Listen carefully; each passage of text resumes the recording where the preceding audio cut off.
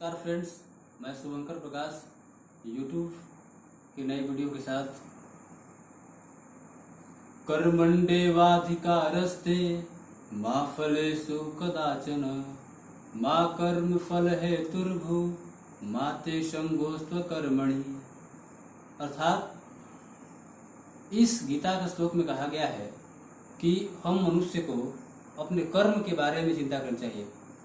फल क्या होगा उसकी चिंता कभी नहीं करनी चाहिए, क्योंकि अगर हमारा कर्म अच्छा होगा, हमारा कर्तव्य अच्छा होगा, सोच अच्छा होगा, तो हमारे आने वाले परिणाम स्वाभाविक तौर पे बेहतरीन होंगे, अच्छे होंगे। तो आज युवाओं को बताने के लिए एक इस श्लोक का मैंने उपयोग इसलिए किया कि हमारे वैदिक परंपरा में, हमारे धर्म में सबसे बेहतरीन और सबसे अच्छी जो पुस्तक है वो है भागवत गीता। भागवत गीता में हमारे तमाम समस्याओं को, हमारे तमाम तरह के जीवनचर्या को, दिनचर्या को, और हमारे जितने भी युवा पीढ़ी है, चाहे वो किसी तरह के समस्या में ग्रस्त हो, उसको निवारण करने का, समाधान करने का उपाय भागवत गीता में दिया गया है, जिसे निश्चित तौर पे पठन पाठन करनी चाहिए।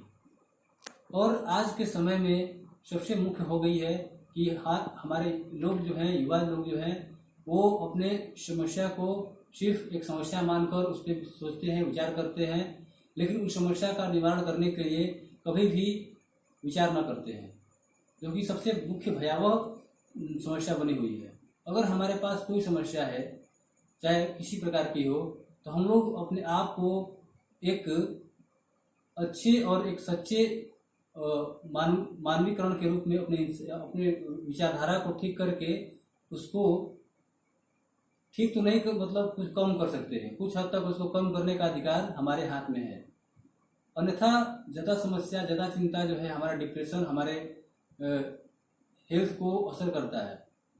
और इस महामारी के दौर में, कोरोना के दौर में अपने आप को स्वस्थ रखना, सुरक्षित रखना सबसे सर्वोपरि उपाय है, सर्वोपरि आयाम है।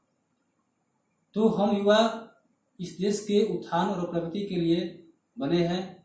चाहे कोई भी इंसान हो, हर इंसान का इस देश में उतना ही महत्वपूर्ण योगदान होता है, सहभागिता होती है, ताकि इस देश का प्रगति हो, उत्थान हो। और हम युवा लोग ज़्यादा चिंता करेंगे तो हमारे देश का उत्थान नहीं बल्कि इस देश का पतन होना शुरू हो जाएगा।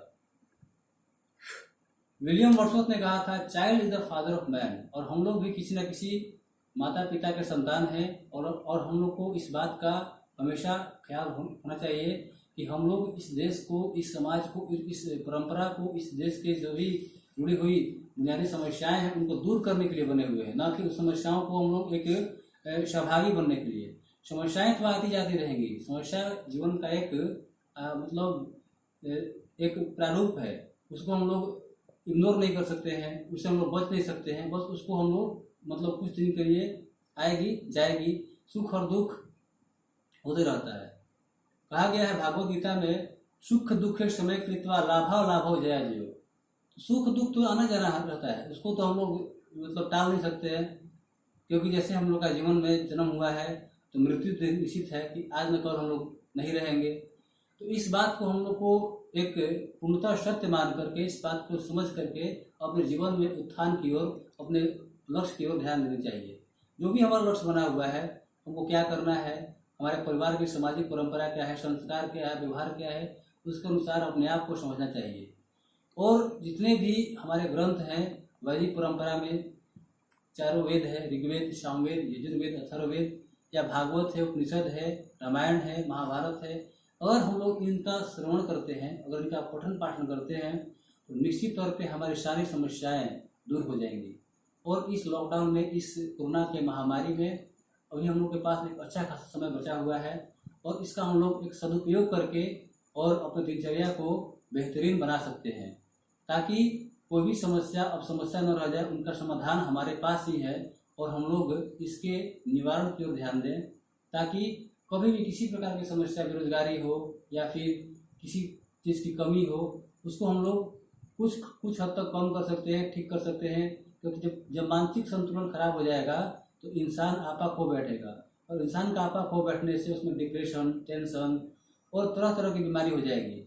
और इंसान जो है निरंतर आजकल मौत के घाट में जा रहा है, क्योंकि समस्याएं उनको जीने के लिए मतलब जीने की जो महत्वपूर्ण आयाम है, जो महत्वपूर्ण बिंदु है, उनसे दूर करती है और लोग हार्ट अटैक से, डिप्रेशन से, टेंशन से मौत की तरफ आगे बढ़ रहे हैं। तो हम युवाओं को इस दौर में अपने आप को, अपने परिवार को, अपने समाज को और अपने देश को एक सुरक्षित वातावरण के साथ, एक अच्छे सोच और अच्छे संकल्प के साथ कुछ संदेश देना चाहिए, कुछ समझाना चाहिए, कुछ जागरूक होना चाहिए, ताकि इस भयावह परिस्थिति से निवारण हो सके और हम लोग अपने कर्तव्य का निर्वहन एक सच्चे और एक आदर्शवादी समाज का रचना करने में आगे बढ़ सके। तो इस यूट्यूब मोटिवेशन के वीडियो के साथ मैं शुभंकर प्रकाश इस कोरोना की महामारी में अपने वैदिक परंपरा, अपने वैदिक समाज धर्म के बारे में आज बात किया। धन्यवाद।